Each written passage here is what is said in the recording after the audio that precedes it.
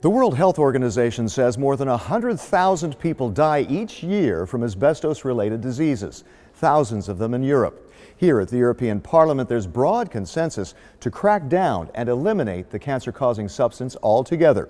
But it's no easy task.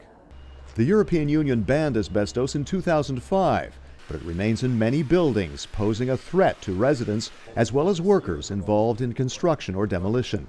The WHO says some 400,000 Europeans could die from asbestos-related illnesses in the coming decades. The Parliament's Committee for Employment and Social Affairs approved a draft report that urges the EU to make asbestos screening and registration mandatory.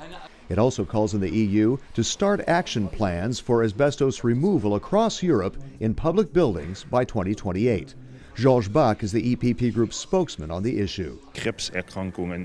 Cancer cases are greatly increasing, and one cause is asbestos. Asbestos in public buildings, in ships and so forth. And it's on the rise, and because of that, the Parliament took the initiative now, a report to ask the Commission and the Member States to take measures to get rid of asbestos. The report also calls on the EU to set minimum asbestos training requirements for employees in the construction sector. It urges awareness-raising activities to mobilize removal of asbestos from buildings. To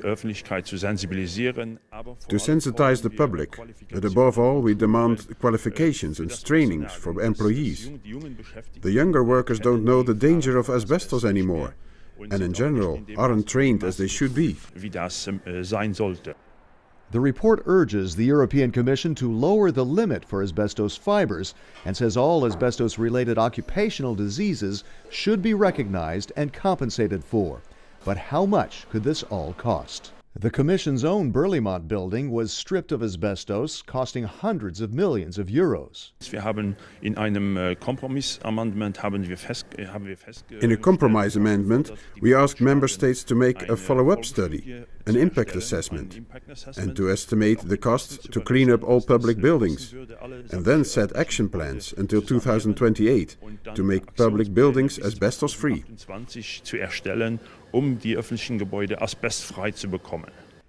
And the report seeks a global ban of asbestos, urging the EU to work with international organizations to label the asbestos market as a toxic trade.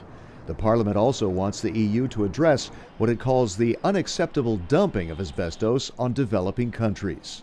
So far, Poland is the only EU member state with an action plan to become asbestos-free.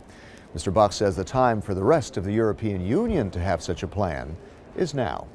Find out more about the activities of the largest political force in Parliament by checking eppgroup.eu. Thanks for watching, and see you again soon.